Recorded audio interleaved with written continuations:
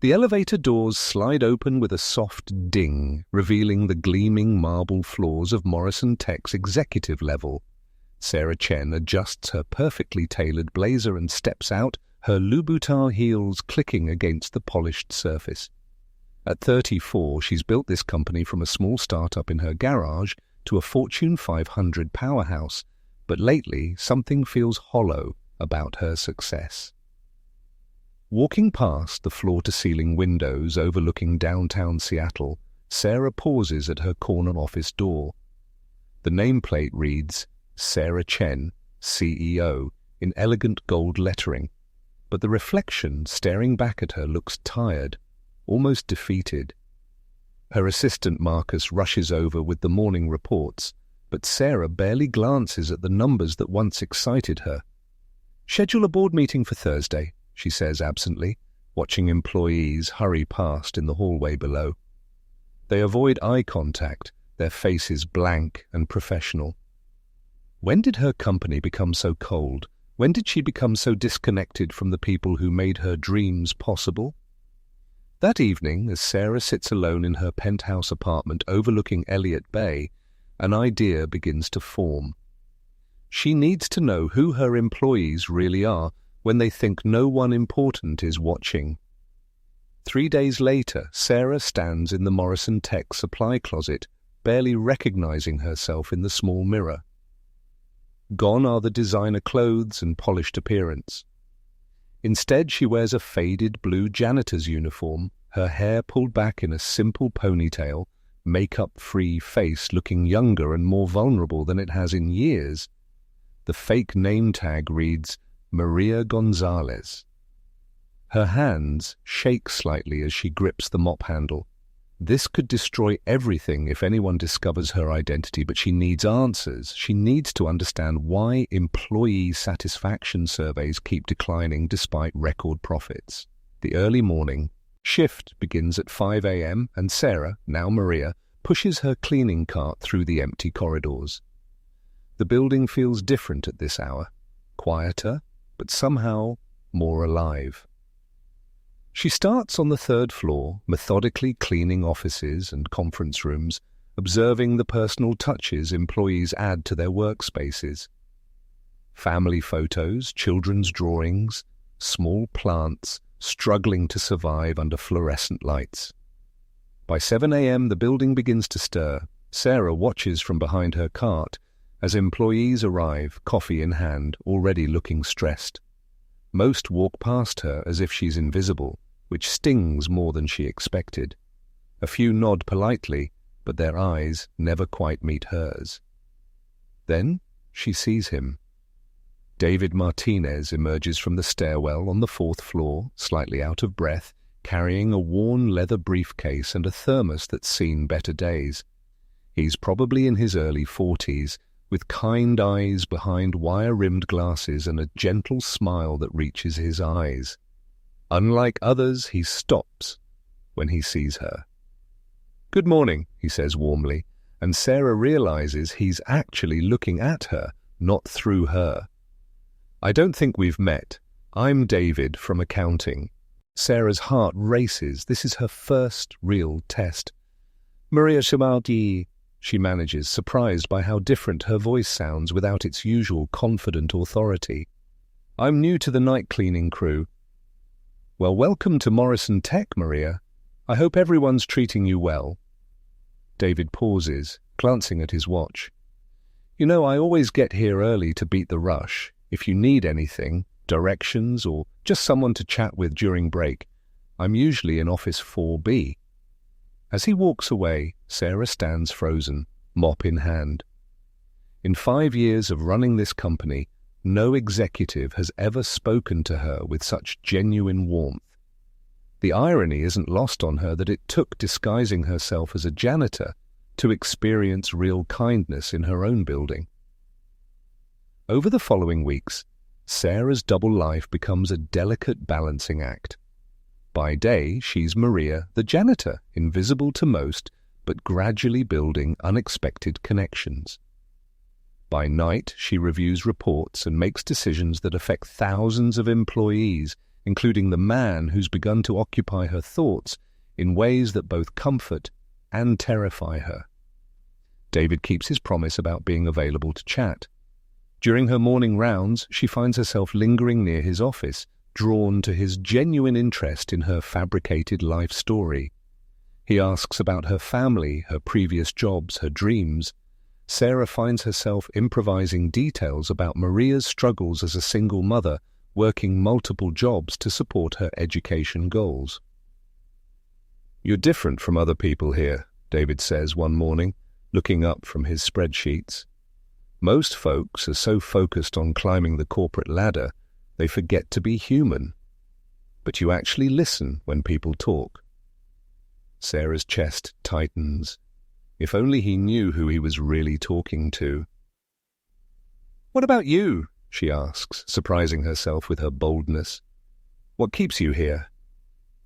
David leans back in his chair, moving his glasses to clean them thoughtfully. "Honestly, I love what I do, but lately it feels like upper management sees us as numbers on a balance sheet rather than people. I've been here 8 years, and I've watched this place change. It used to feel like a family. Now," he shrugs, putting his glasses back on. "Sorry, I don't mean to complain to you about work problems." "No, please, I'd like to understand." Sarah moves closer, her heart pounding.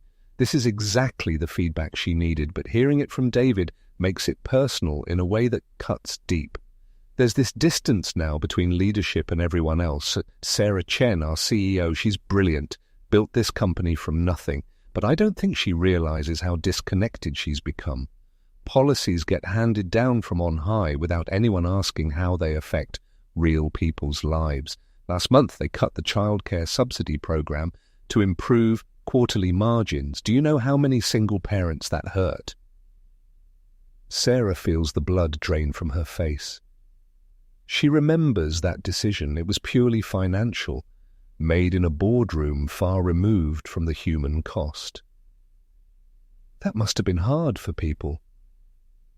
My colleague Jennifer had to quit because she couldn't afford daycare anymore. She was one of our best analysts, but numbers on a spreadsheet don't show loyalty or talent, do they? David's voice carries a sadness that makes Sarah want to confess everything, to fix it all immediately. But she can't. Not yet. As days pass, their friendship deepens. David brings her coffee during breaks, shares stories about his teenage daughter Emma's soccer games, and listens with genuine concern when Maria talks about her fictional struggles. Sarah finds herself anticipating these conversations, looking forward to seeing his kind eyes light up when he spots her cart in the hallway. The guilt grows heavier each day.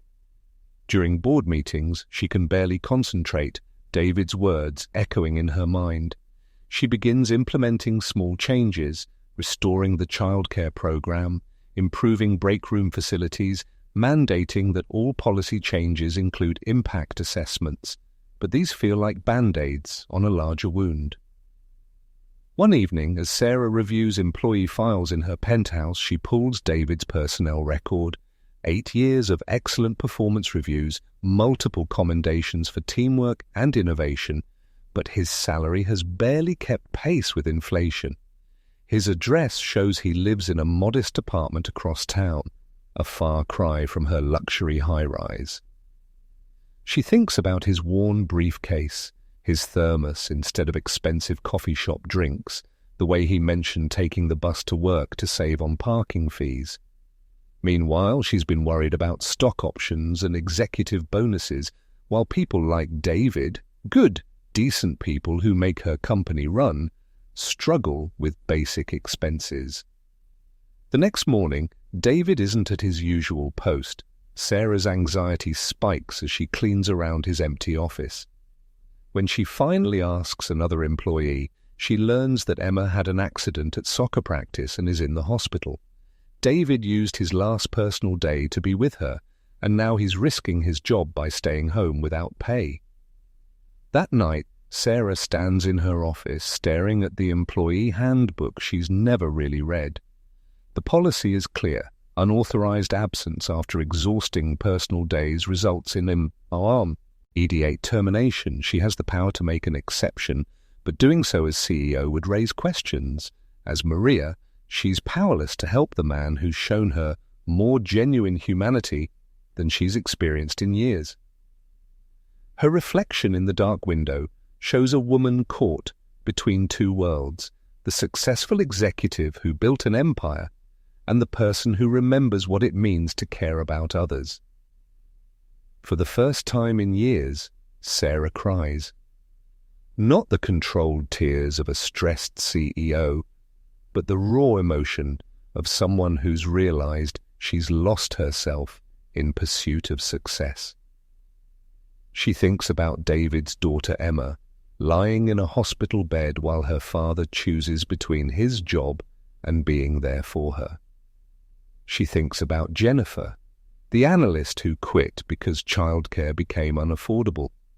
She thinks about all the employees who walk past Maria the janitor as if she doesn't exist, the same way she's walked past real people in pursuit of profits. The decision crystallizes with startling clarity.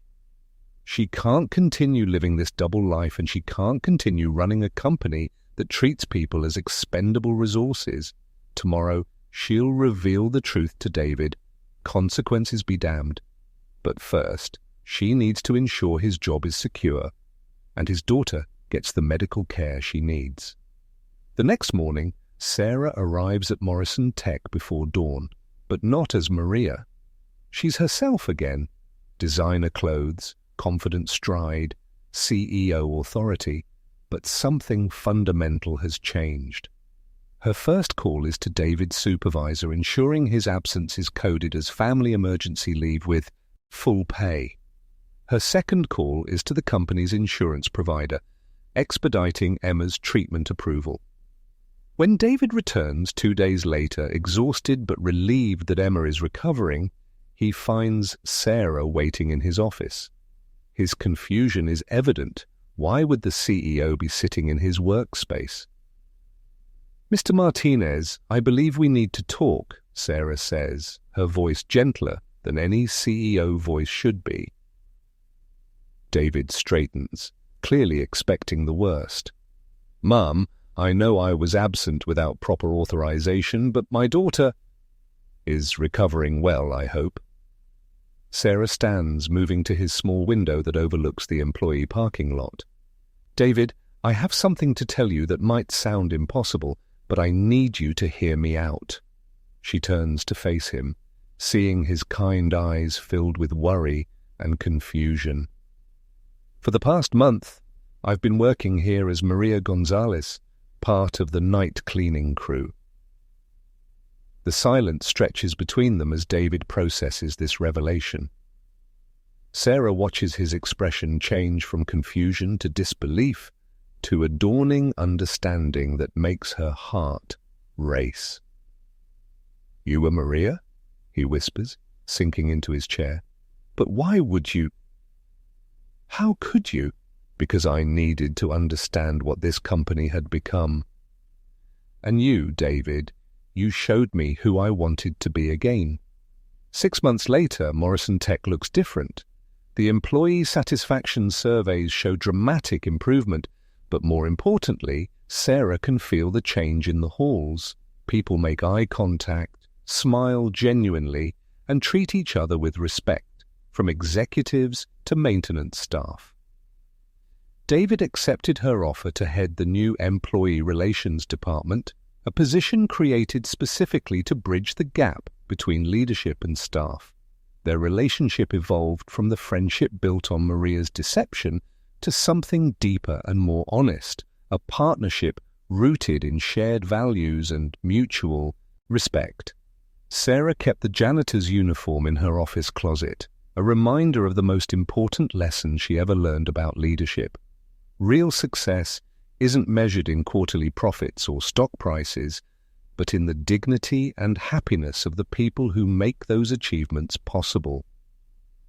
On Emma's first day back at soccer practice after her recovery, Sarah sits in the bleachers next to David, cheering for a teenager who doesn't know that her father's kindness to a janitor changed an entire company's culture. You know, David says, squeezing Sarah's hand as Emma scores a goal, I think Maria taught me as much as she learned from us. Sarah smiles, watching the girl who inspired her transformation celebrate with her teammates. She taught me everything. Call to action. Sometimes the most profound changes come from seeing the world through someone else's eyes. If this story touched your heart, share it with someone who needs a reminder that kindness matters, no matter who's watching. Like this video if you believe in the power of genuine human connection, and subscribe for more stories that prove leadership isn't about titles. It's about treating every person with dignity and respect. What act of unexpected kindness has changed your perspective? Share your story in the comments below.